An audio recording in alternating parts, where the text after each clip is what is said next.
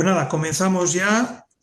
Soy Maino Braso, director de la Fundación Navarra para la Excelencia, y os doy a todos y a todas la bienvenida a esta nueva jornada que se marca en el Club de Directivos de Calidad y Sostenibilidad de la Fundación.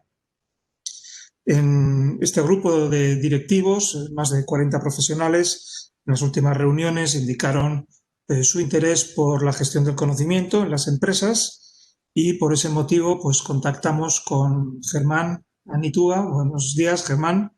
Buenos ¿Qué días, tal Marino. estás? Bien, gracias a vosotros por Germán, ponerme.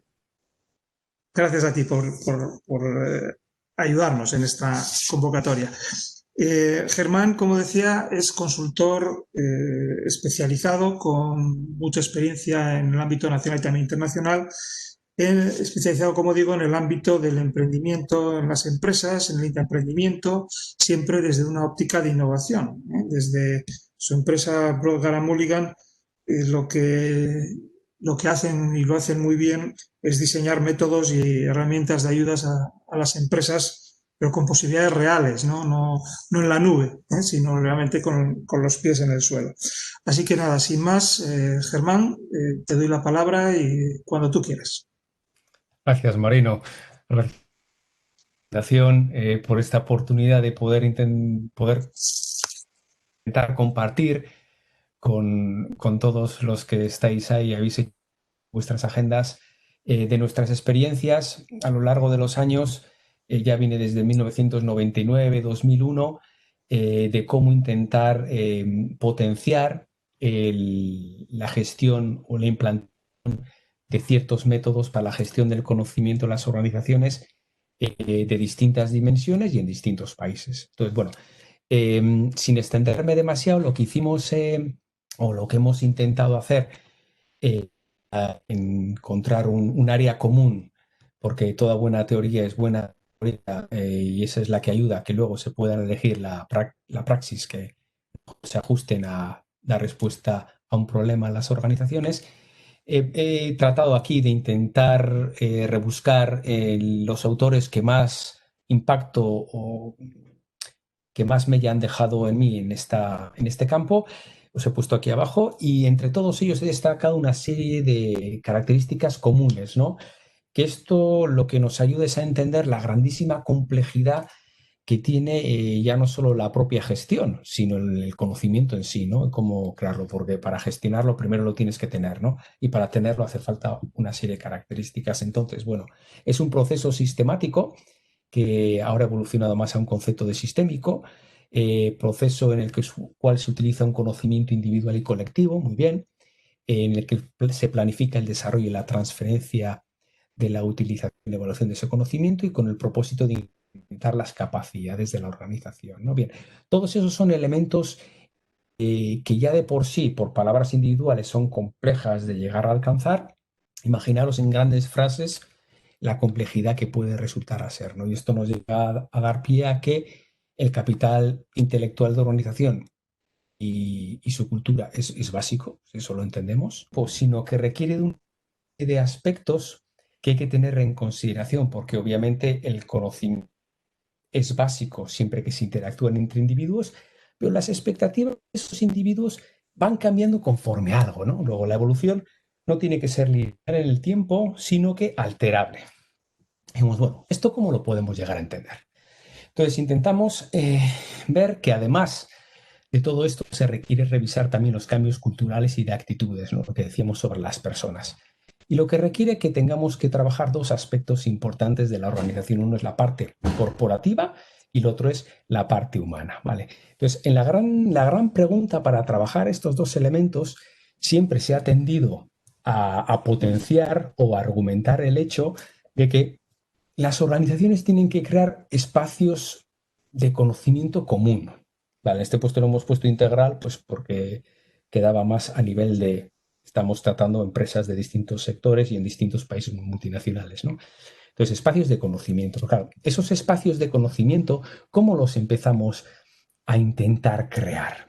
Pues trabajando dos líneas. Es la línea de las motivaciones, pues la línea de las fuerzas que motivan el cambio. A nivel de líneas de motivaciones para el cambio, Pueden haber muchas y suelen surgir a nivel individual y pueden ser desde una charla con un experto, una experiencia, una charla con algún hijo tuyo, un libro que has leído, pueden ser diversas. Y en esto somos muy buenos en empezar a arrancar, porque esta fase motivacional se puede quedar en un aspecto en el cual llegamos a decir, bueno, parece ser que esto empieza a arrancar, ¿no? Nos hemos dado cuenta que a pesar de que intentamos evolucionar de esta fase, el éxito no surge en las organizaciones. Vale. Entonces, qué hemos visto? Hemos visto que hay que trabajar otra serie de fuerzas, que son las que motivan el cambio. Lo que surge con estas fuerzas es que en la mayoría de las veces no están canalizadas y no trabajan para la organización de forma coordinada. Pero bueno, voy a empezar en estos dos grandes dimensiones. Voy a empezar argumentando esta primera dimensión, la dimensión del cambio, en que generalmente se contrata a un consultor, consultora, por llamarlo, o a un experto en gestión del conocimiento, ¿vale? Y se le propone que intente ayudar a la organización a gestionar el conocimiento, intentando salvar el primer escollo que tienen los directivos a la hora de implantar un proceso de gestión del conocimiento, que es el que dé algún retorno, esto, ¿no?, sobre la inversión generada. Entonces, en esta primera fase nosotros trabajamos con lo que es nuestra experiencia de grupo, la que le llamamos la isla del misterioso cofre verde. Es la del misterioso cofre verde, en la cual desarrollamos una serie de etapas.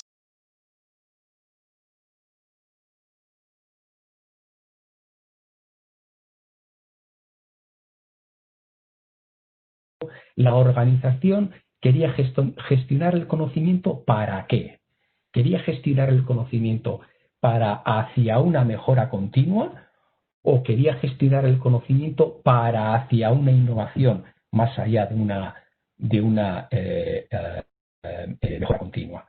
Y algunas nos decían, no, queremos a los dos. Entonces decíamos, ojo, que os estáis metiendo en la realidad de la organización ambidiestra. ¿Vale?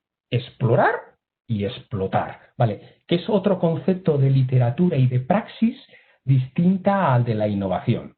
Tiene sus puntos en común, pero es distinta. Bien, como vimos que la mayoría de las empresas en la mayoría de los países nos decían, Germán, ambidiestra, ambidiestra, tenemos que gestionar el conocimiento para poder tener la posibilidad de seguir haciendo mejor lo que hacemos hasta ahora, mejora continua, pero al mismo tiempo tener las capacidades de poder explorar otras y poder ser reactivos. Si podemos ser disruptivos, mejor, pero si podemos ser reactivos a una disrupción que nos venga, mejor que mejor. Entonces dijimos, ¿puede la literatura de innovación darnos alguna base de definición común por la cual podemos salvar este escollo? Y empezamos a ver que a pesar de eso, ahí trabajamos en grupo con otras empresas y otras consultoras, y que vimos que aquellas se orientaron mucho a la gestión del conocimiento en mejora continua. Y empezaron a aplicar todos estos tipos de modelos que los conoceréis muchísimo mejor que yo. FQM, Deming, Six Sigma, Kaizen, 7 Pasos, Crosby, todos con el modelo, con la idea de poder gestionar el conocimiento hacia una mejora continua, tanto en calidad, mantenimiento de negocios, promover papeles de líder, etcétera, etcétera. Y tras años de evaluación, vimos que volvíamos de nuevo a los mismos resultados. A pesar de que son prácticas que han tenido éxito en algunas y varias empresas, y al aplicarse en muchísimas demás, porque FQM y Deming y Six Sigma y Kaizen son estándares ya, prácticas de buenas prácticas, el retorno sobre la inversión, dependiendo de qué sector de actividad tiene la empresa y dónde está esa empresa ubicada, era distinto. Entonces dijimos, pues probablemente aquí hay un elemento común, a pesar de que está haciendo la mejora continua y nosotros estamos trabajando más en el concepto de la disrupción, podemos quizás encontrar un elemento común para que ambas no tengan el mismo retorno sobre la inversión esperado. Y vimos si el clásico ejemplo o el clásico modelo SETI de Nonaka nos podía dar algún tipo de ayuda. Y vimos que estaba teniendo el mismo problema a la hora de poder aplicarse. Entonces dijimos, bueno, Si las motivaciones a la hora de aplicar métodos de mejora continua también nos están dando estas respuestas de que, Germán, tenemos que abandonar el proceso o voy a seguir a pesar de que los retornos no son los esperados, aquí otros elementos deberíamos de tocar. Y aquí esa es la gran pregunta que nos hicimos en el año 2001. Y os voy a poner el ejemplo práctico, después de esta introducción y reflexión del proceso que hemos utilizado desde aspectos motivacionales hacia las fuentes y las fuentes de cambio que se han seccionado entre empresas que ibais hacia la mejora continua y empresas que ibais hacia el efecto de la disrupción o el efecto de la disrupción sobre vosotros, tanto si ibais a ser disruptores o disruptuados, vimos que se nos planteó un proyecto desde programa marco y a programa marco del programa 5. Esto está. Y se nos planteó que encontrásemos una solución para que se pudiese modelar un método de gestión del conocimiento y que fuese adaptable para empresas que estaban trabajando en 2 tipos de sectores de actividad y en 3 países diferentes. Bien, entonces, lo que empezamos a ver, dijimos, bueno, el aspecto motivacional, el de la inspiración, está ahí. Bien, eso no lo tocamos. La siguiente fase es la de las fuerzas de mejora continua. Bien, ahí hemos visto que hay un problema también, pero es que ahora se nos plantea otra cosa, otro problema. Entonces, ¿qué es lo que deberíamos de empezar a mirar? Y empezamos a mirar dentro de la literatura que nosotros dominamos, ¿no? La de los sistemas de negocios. Y la literatura de sistemas de negocios nos dice que hay que identificar principalmente 2 aspectos. Uno, identificar los tipos y características de desarrollo de cómo se genera ese conocimiento y cómo se coordinan estos 2 tipos de innovaciones. Bien. Y para esto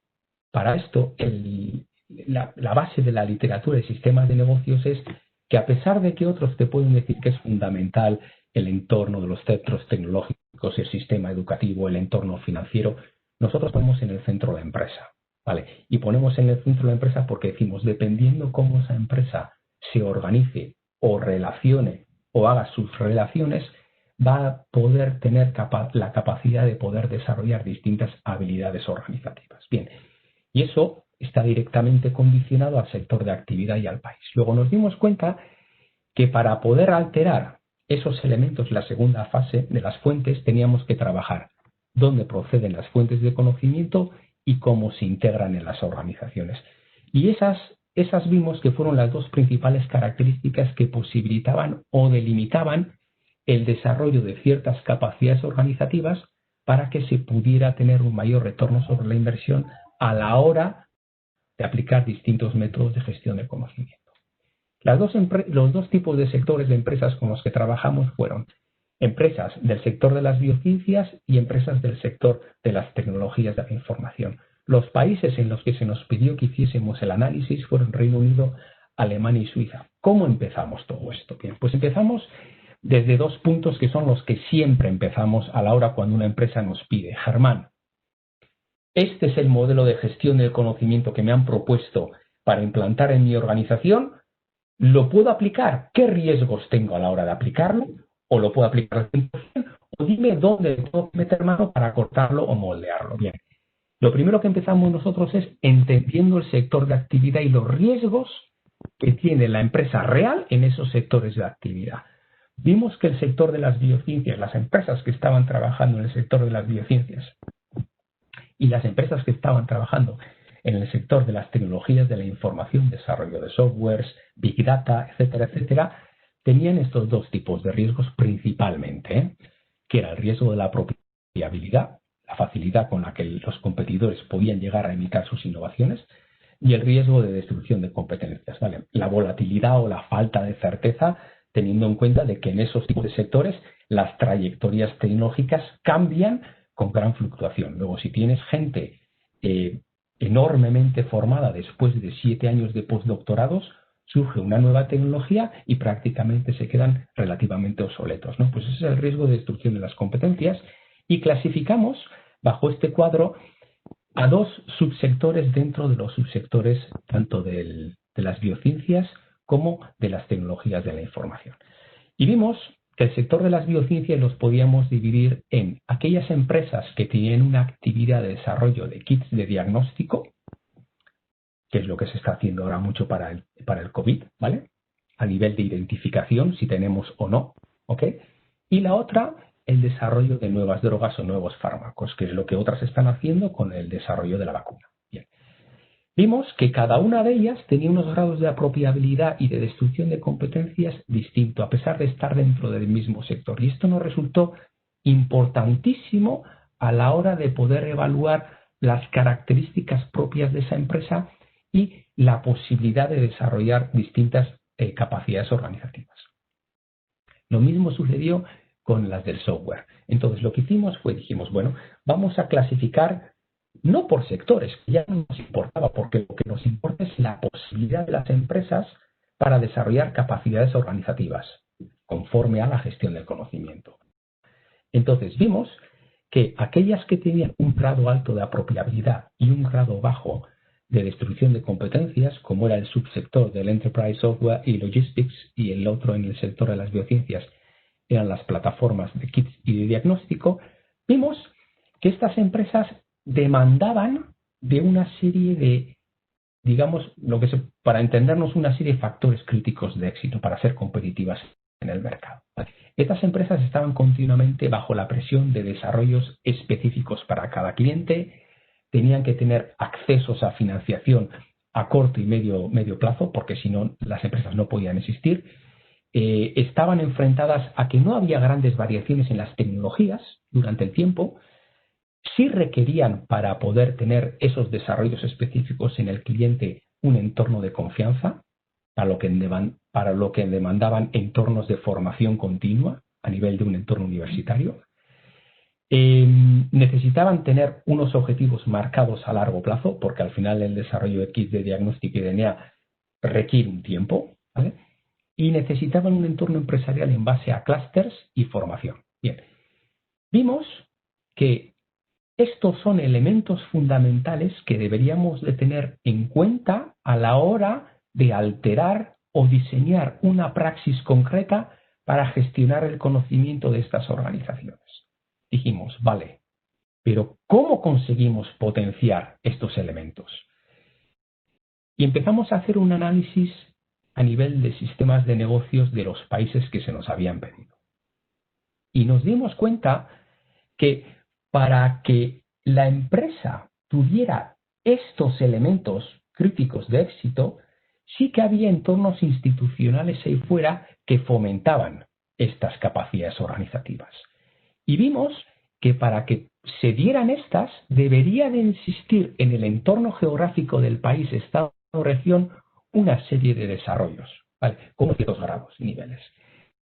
El Estado debería de fomentar un modelo directo de compartimiento de autoridad. Bueno, esto podemos hablar años sobre esto, ¿eh? Vale. Necesitamos que el país desarrollase economías de aprendizaje y conocimiento táctico organizacional, obviamente integrando sistema educativo, el sistema de relaciones sindicales laborales y el Estado. Necesitamos un modelo educativo completo de certificaciones en el tiempo. Un modelo muchísimo más allá de lo que llamamos modelo dual. Modelo dual que lo confundimos con estudiar y hacer prácticas en la empresa, sino un modelo dual en el que los sindicatos determinan las trayectorias tecnológicas que las empresas deberían plantearse, porque son los sindicatos los que promueven las distintas disciplinas universitarias y el sector de formación profesional. Estoy hablando de modelos Holanda, Dinamarca, Alemania, Suecia, ok.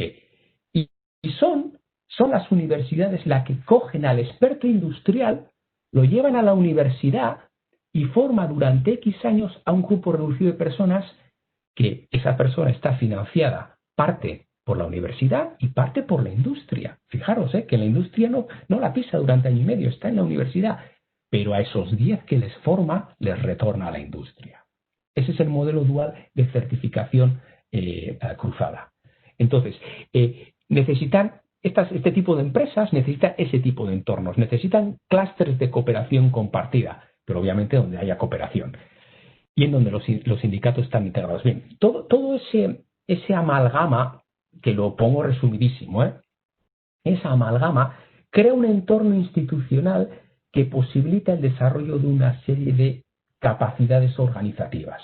Bien, si la empresa tiene esas capacidades organizativas potenciadas por este entorno institucional, la praxis, el método de gestión del conocimiento, se nos ajusta mucho a un modelo mucho más real en el que la parte motivacional prácticamente ni la utilizamos, porque ya existe esa cohesión de grupo en la organización, ¿vale? Ya existe el riesgo ese que solemos hacer con el puente de ¿cuántos tenéis el riesgo cuántos habéis compartido lo que conocéis o lo que no, os lo habéis guardado? Países escandinavos, países como Suecia, Dinamarca, Alemania, esa respuesta es inferior. Luego, lo que quiero decir con esto es que dependiendo del entorno en el que esté ese país, dependiendo del propio Estado, cómo haya decidido desarrollar esos entornos institucionales, va a condicionar directamente a la posibilidad de que una organización pueda desarrollar ciertas capacidades organizativas o no, y conforme a eso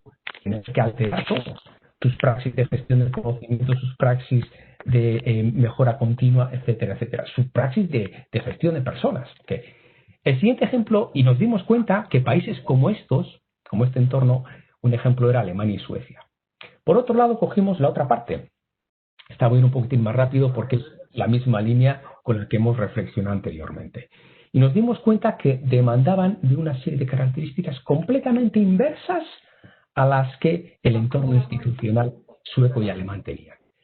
Eran estas otras. Y nos dimos cuenta que eran países como USA y el Reino Unido. Bien, después de un estudio de 4 años, nos dimos cuenta de que empresas del sector de estos dos subsectores, de un subsector de las biociencias y de un subsector del software, esas empresas habían tenido muchísimo mayor éxito en entornos que habían desarrollado unas plataformas institucionales que fomentaban sus características de éxito, como eran Alemania y Suecia. Gestionar el conocimiento en estos resultó muchísimo,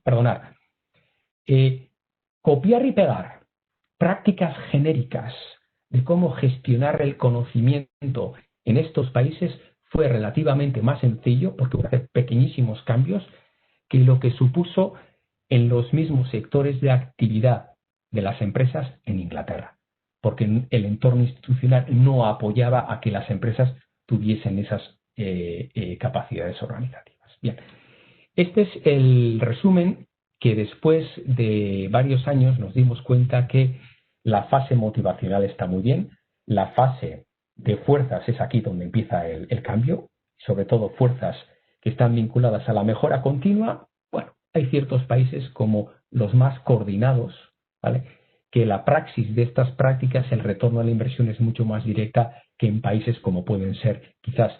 Nosotros estamos más como en la mitad, porque somos lo que clasificamos como una economía de sistema de negocio mediterráneo, ¿vale? Pero, por ejemplo, el implantar esto en modelos más como el Reino Unido, salvo que sean entornos de trabajo y división de trabajo muy concreta, ¿vale? Nos dimos cuenta que la otra fuerza, que era la que nos solventaba el hueco ese que teníamos por el cual la gestión del conocimiento nos resultaba difícil de implantar, surgía de la línea de los sistemas de innovación y más directamente vinculado con las arquitecturas institucionales que contribuyen al diseño de los sistemas de negocio. Bien, teniendo eso en cuenta, tenemos que tener en cuenta también la velocidad de los sectores. No todos los sectores se mueven a la misma velocidad. El sector del infoentertainment, como os pongo aquí, evoluciona mucho más rápido que el sector de los chips. Los chips más rápido que el sector de la automoción. La automoción más rápido que el de la spacecraft. El otro es spacecraft más rápido que el aeronáutica, el aéreo y que el náutica. Entonces, lo que quiero decir con esto es que al mismo tiempo tenemos que tener en cuenta la velocidad con la que se cambian estos sectores. Cambio por cambio y velocidad, ¿qué quiere decir? Las integraciones y las desintegraciones que se suceden entre las empresas. Esto quiere decir compra y venta, ¿ok? Cada cuánto se cierra un ciclo de agrupación de empresas y cada cuánto se cierra un ciclo de desgregación de empresas, ¿vale? Eso nos condiciona muchísimo también a la hora de marcar y de alterar la praxis de la gestión del conocimiento. Trabajamos con muchísimas combinaciones de tablas. Aquí os pongo, utilizamos más de 678.000 millones de combinaciones, ¿vale? Para dar un resultado final. Luego, cuando alguien nos pregunta, Germán, a la hora de aplicar una solución concreta en mi empresa, pues trabajamos sector, trabajamos entorno, el ejemplo que os he puesto, ¿vale? Y de aquí las combinaciones que nos surgen son estas para poder tener un resultado final. ¿Esto lo hemos contrastado en industria? Sí. ¿Llevamos años trabajando en industria? Sí. De hecho, no solo en industria, sino que lo hemos trabajado también con la selección de fútbol inglesa.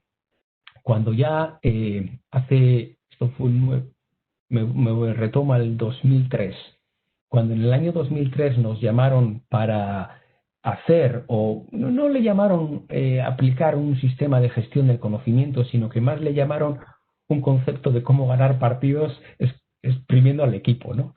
Y nos hicimos una evaluación de lo que hacía falta para ganar un partido, ¿no? Entonces nos dimos cuenta que hay que meter goles. Y los goles los metes de varias formas, jugando o por penalti. Entonces nos dimos cuenta de que los jugadores con los que contaba la selección inglesa, ninguno tenía nervios de acero. Y era un elemento fundamental para poder chutar un penalti con éxito. Luego dijimos, ¿qué es lo que sucede? Este equipo no puede jugar. Este equipo no puede jugar un partido de fútbol, digamos, en condiciones, para hablar de alguna manera, en condiciones normales. Este equipo tiene que evitar penaltis. Por lo tanto, tiene que jugar en rápido, no tiene que jugar dentro de área, ¿vale? Tiene que jugar más por las bandas, y si encima conseguimos que el campo esté mojado porque el balón vaya más rápido y no se quede atascado en el área, muchísimo mejor.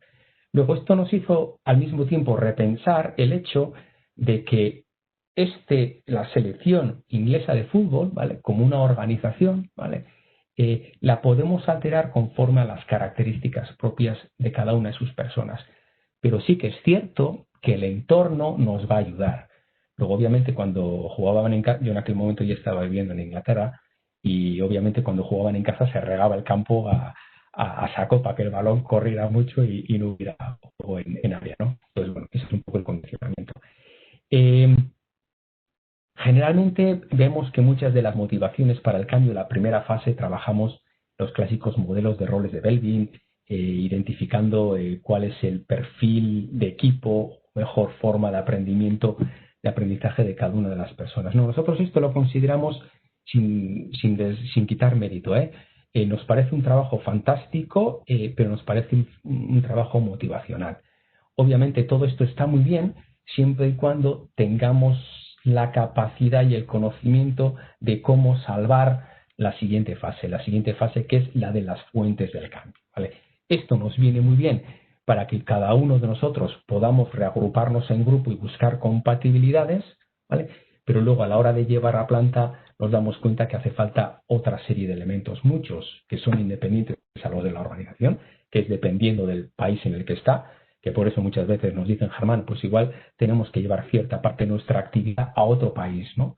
Bien, pues nos parece muy bien. Gestionar el conocimiento en otros países puede incluso tener un retorno sobre la inversión mayor que el tenerlo en países en los que el entorno institucional no fomente esas capacidades, ¿no? Luego, por lo tanto, para terminar ya, la primera fase, ok, muy bien, la hacemos fantástica. La segunda fase, ojo, hay que ver si verdaderamente el entorno fomenta a que en la empresa haya ciertos grados de colaboración para que esas prácticas de mejora continua puedan tener un entorno mayor. Y ojo, sobre todo cuando intentamos en la parte ambidiestra de la organización no solo mejorar de forma continua, sino intentar trabajar otro tipo de innovaciones, ¿no? Ya termino. Esta es una última diapo en la que os comentamos las cosas que hacemos. Pues asistimos tanto a gobiernos nacionales, internacionales y regionales en cómo reorganizar sus instituciones, ¿vale? A nivel de que nos dicen, mira, Germán, tenemos que dar un vuelco aquí al sistema educativo, sistema financiero, ¿cómo podríamos hacer? Ya que como país queremos potenciar la inteligencia artificial. Pues hacemos ese tipo de trabajo. Al mismo tiempo, en centros educativos nos piden para redactar o crear nuevos contenidos en materia de competitividad. También ayudamos a pymes, micropymes, startups y demás a la hora de evaluar el riesgo de los formatos de formación que se les aplican. A veces nos dicen, mira, Germán, se nos ha propuesto que para, por ejemplo, gestionar el conocimiento apliquemos esta técnica, ¿no? Este método. Pues, previamente algunas nos llaman y nos dicen, mira, ¿nos puedes evaluar el riesgo de aplicarlo así? Entonces hacemos el estudio que hemos hecho, el de las combinaciones, miles de millones, para determinar el grado. Muchas veces decimos, pues mira, adelante, fenomenal, o cambiaríamos esto. Asimismo, trabajamos con las instituciones financieras para minimizar el riesgo de sus inversiones. Obviamente, había empresas del sector de inversión bancaria pública que en su día en el Reino Unido nos dijeron vamos a invertir en estos subsectores y les dijimos ni se os ocurra porque el riesgo país, sector de actividad es altísimo. Luego tuvimos retorno y luego al mismo trabajamos con empresas de formación y consultorías de management, tanto generalistas como de nicho, a la hora de que nos dicen, Germán, tenemos esta práctica, ¿cómo deberíamos de alterarla para poder tener un mayor efecto en las organizaciones, ¿no?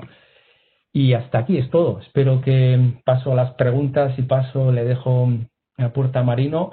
He ido muy rápido, pero bueno, ha sido intentar compartir con todos vosotros y vosotras en estos 40 minutos las experiencias que hemos tenido nosotros y cómo vemos que la gestión del conocimiento no únicamente depende de las organizaciones, sino del entorno institucional que tenéis, que es el que os facilita el desarrollo de ciertas capacidades organizativas para que lo podáis llevar de forma eficaz y eficiente. Muchas gracias, Germán. Pues abrimos ya el turno de preguntas. Si alguien quiere preguntarle algo, es el momento.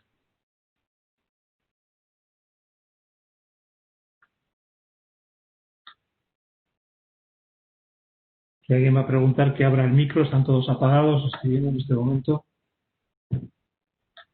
Sí, hola, buenas tardes. Hola, Juan.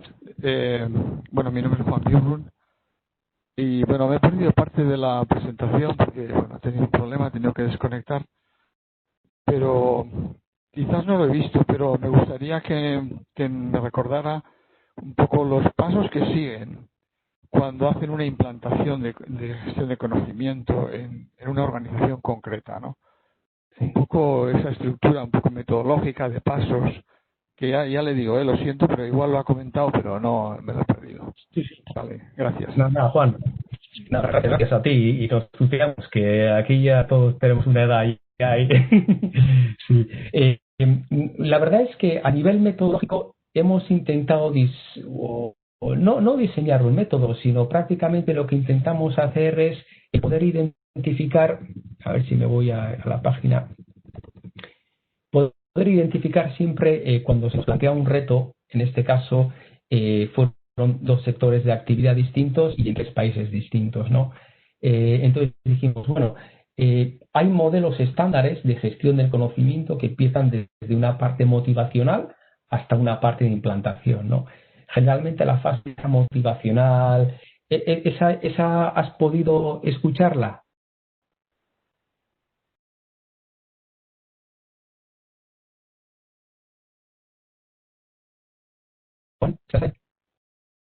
Un momentito, sí, que tenía cerrado.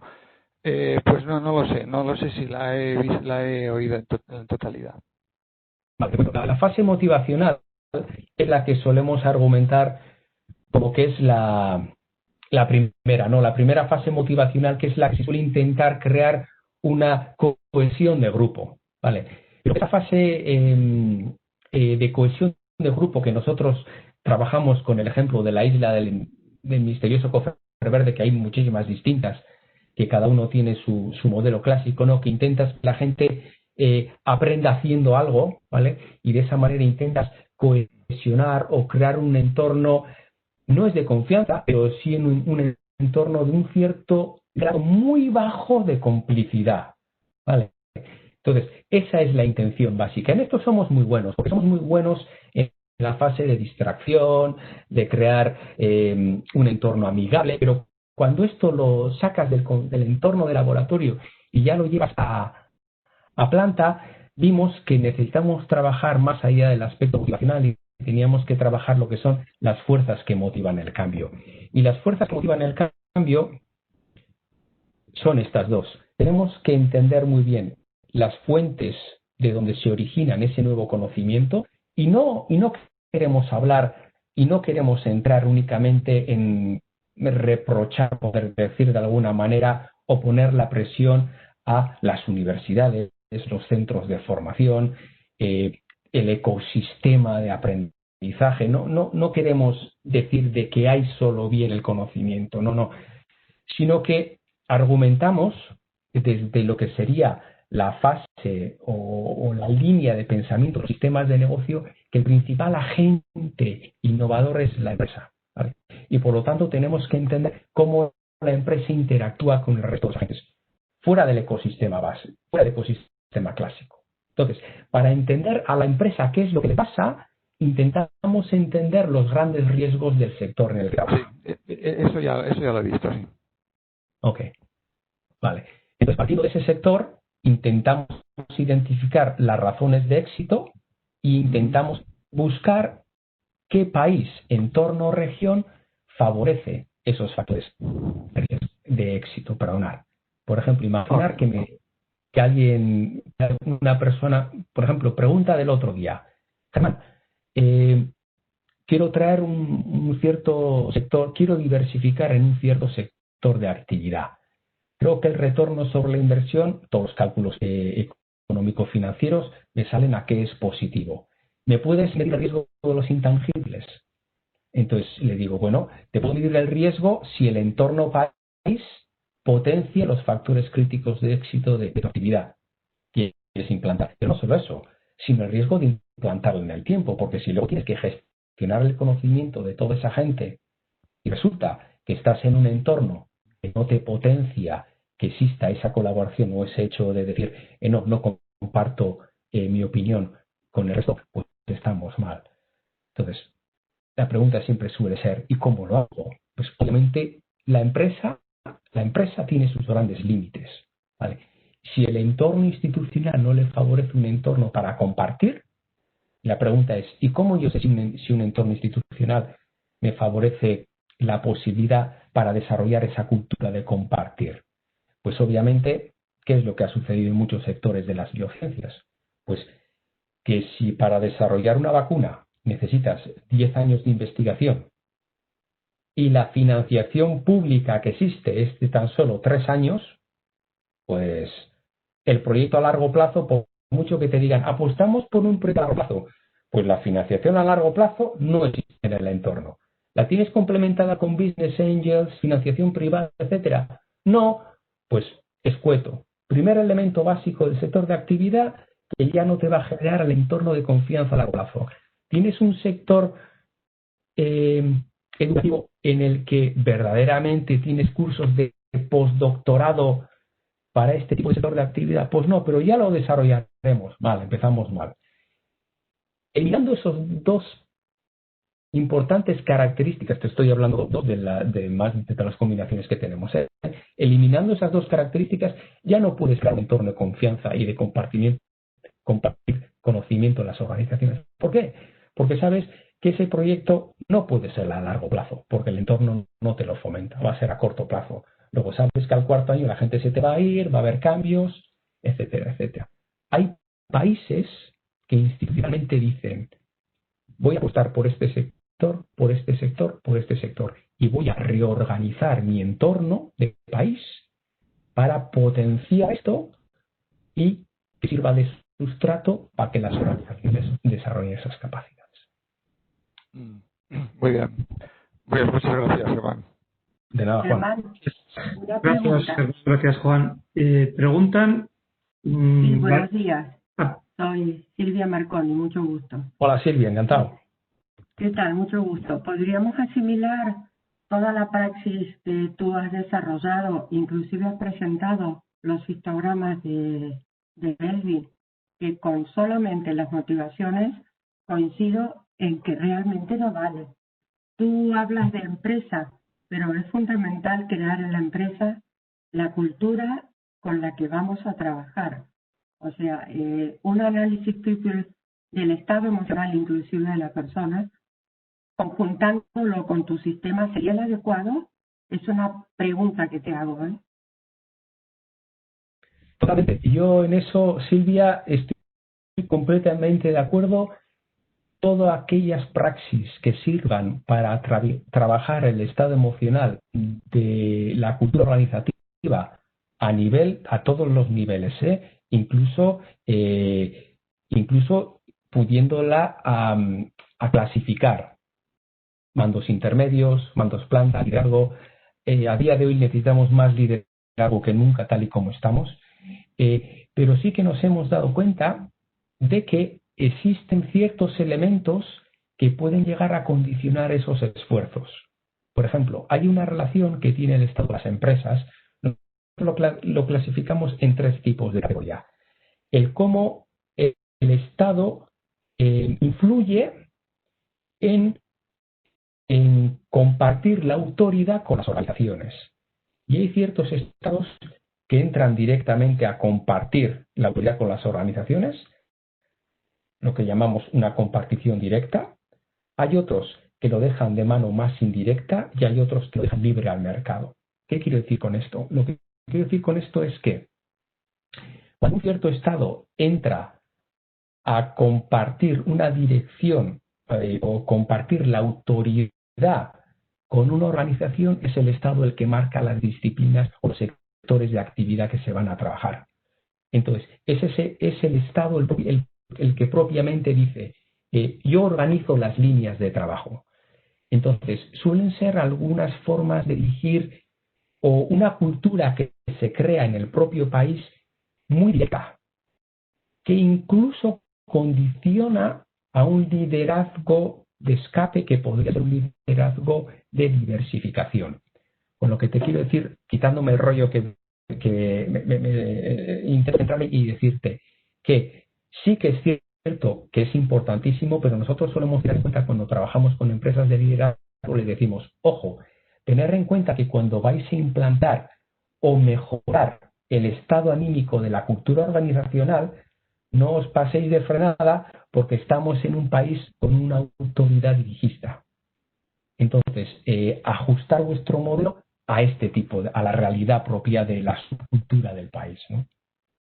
Sí, el caso de, por ejemplo, trabajar estos temas entre Francia y España, ¿no? Hay una diferencia muy importante, ¿no? Porque la idiosincrasia de cada contexto hay que tenerla en cuenta. Ley, decretos y o archivc, ¿no? Bueno, gracias, Germán. Total. De nada, muchísimas gracias a ti por la pregunta, además que viene muy bien para matizar. Gracias, Silvia.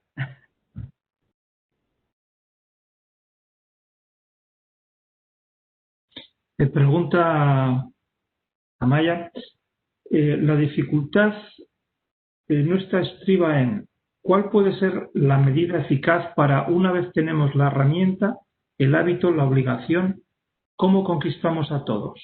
¿Cómo podemos ser compartidores? ¿Hay alguna fórmula, un método? Bueno, a mí, iniciando por cómo está la pregunta redactada, Amaya, el tema de la herramienta. Te voy a poner un ejemplo por cómo, porque algunas veces me dicen, en un país como Japón, tremendamente dirigista, muy autoritario jerárquicamente, ¿cómo es que la gestión del conocimiento se realiza tan metódicamente, ¿no? Cuando parece ser que es absurdo gestionar el conocimiento de forma metódica cuando es algo tan tangible, ¿no? Entonces, siempre suelo poner el ejemplo, ¿no? Yo recuerdo que las primeras veces, el primer año que tuve que dar clases en Japón, empecé con niños muy jovencitos que ya lo hacía todo en inglés, y luego ya con mayores. Lo primeramente que nos ponían era 3 herramientas. Y pongo aquí una regla, claro, ¿no? Dividían a los niños en grupos de 3 y había 3 reglas, ¿no? Una era una regla enorme, la otra era la mitad y la otra era pequeñita de 1 centímetro. Y les ponían un mapa en la pizarra, que era el mapa de Gran Bretaña. Ellos no lo sabían, pero ponían el mapa de Gran Bretaña. Y les pedían que con su reglita, con su herramienta, midiesen el perímetro del mapa. Y que el primer grupo que terminase salía el recado. salía al recreo. Entonces, los que tenían la regla más grande hacían pa, y hasta ¡pum! Pitando. Los que tenían la regla más pequeña les costaba más, salían pitando. Y los que tenían la regla más pequeña se tiraban allí a medir, tal, y para cuando ya terminaban de medir sonaba la sirena y ya se les había acabado el recreo y los demás volvían y ya hemos estado en el recreo y vosotros no habéis salido. Con este ejemplo lo que quiero decir es que desde pequeño les enseñan las limitaciones de las herramientas. Lo más importante, y en esto trabajamos nosotros mucho en nuestra consultoría, es, por ejemplo, el brainstorming como herramienta. Pues bien, sirve muy bien, pero nosotros tenemos más de 73 técnicas distintas que aplicamos sobre el brainstorming.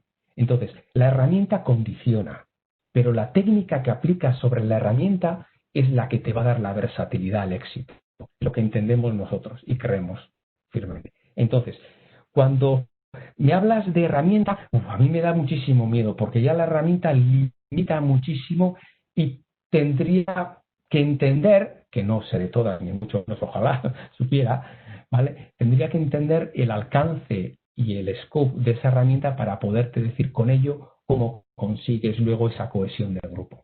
Pero de principio te diría es, si la empresa la tienes aquí, ¿vale? El entorno institucional que tenemos para crear un entorno de confianza, tendría que saber también el sector en el que estás, pero el entorno institucional que existe para crear un entorno de confianza nosotros lo tenemos en rojo. ¿Vale? Luego, lo que tenemos medido es que muchísimas de las herramientas que existen a día de hoy fracasan enormemente a la hora de intentar implantar un método progresivo de tiempo para la gestión del conocimiento. No puedo decir más. Tendría que saber más, pero con una herramienta concreta conseguir magia, porque es magia, te diría que reconsideraseis muy bien el ajuste de esa herramienta, ¿vale?, a la realidad vuestra empresarial, ¿vale? Y esa realidad vuestra empresarial a la realidad del entorno institucional. Te doy las gracias. Gracias.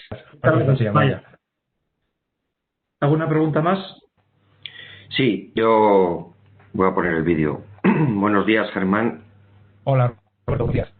Soy Robert Garín, de Redini Internacional.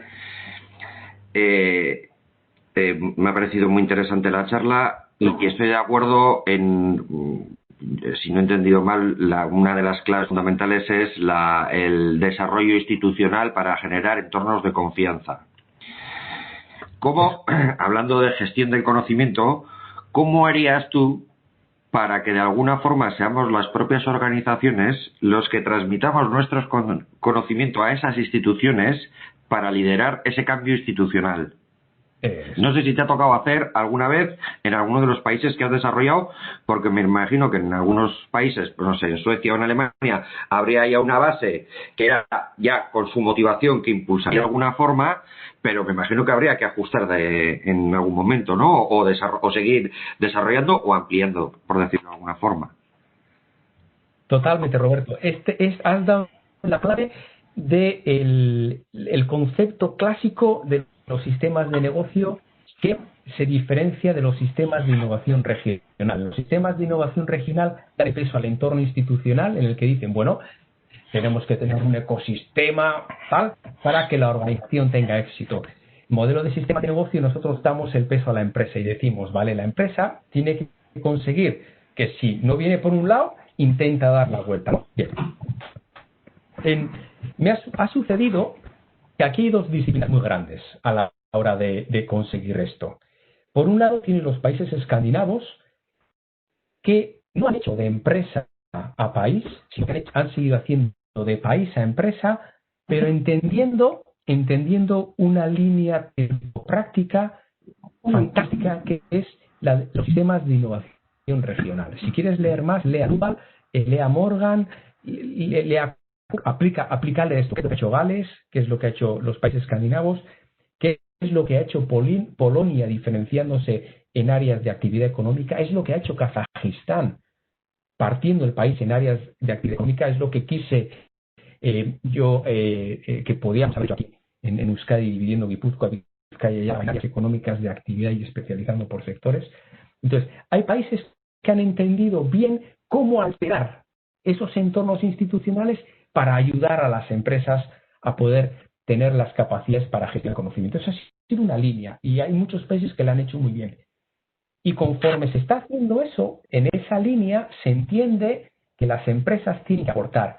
¿Y cómo aportan las empresas al entorno institucional? Sobre todo al entorno educativo, que es el que articula todo un poquitín, a través de las estructuras sindicales y de trabajos coordinados en grupo, asociaciones grupales, asociaciones sindicales, están directamente sindicadas dentro de lo que sería la institución propiamente, que es el sistema educativo.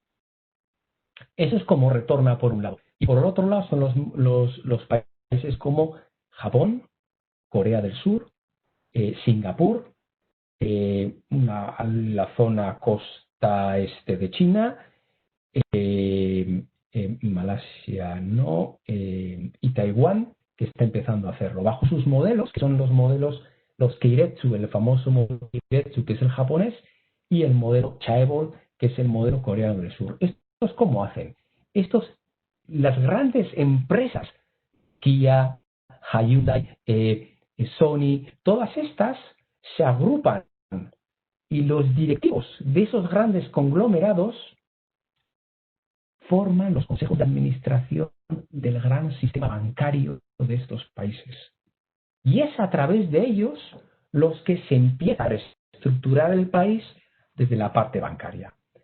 Al sistema del Estado les cuesta mucho alterarlo, ¿vale? Pero intentan marcar disciplinas sobre las cuales el Estado debería apostar. Si el Estado apuesta en unas áreas concretas de actividad y el sistema financiero lo tiene escogido por estos grandes representantes estructurales, el sistema educativo cambia y se generan entornos de inversión a largo plazo. Luego se crea un entorno de confianza.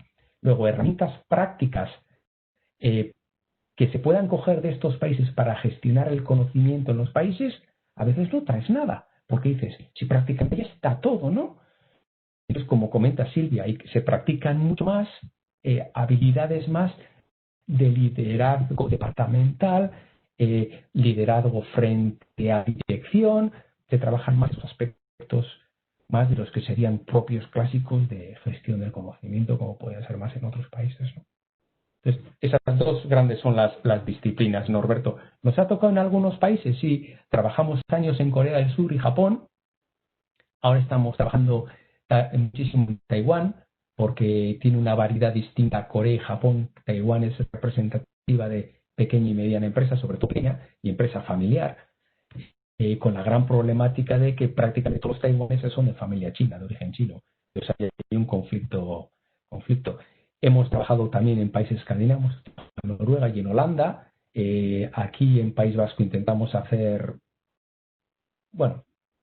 cosas, pero son distintas formas de trabajar. Portugal está haciendo un grandísimo cambio.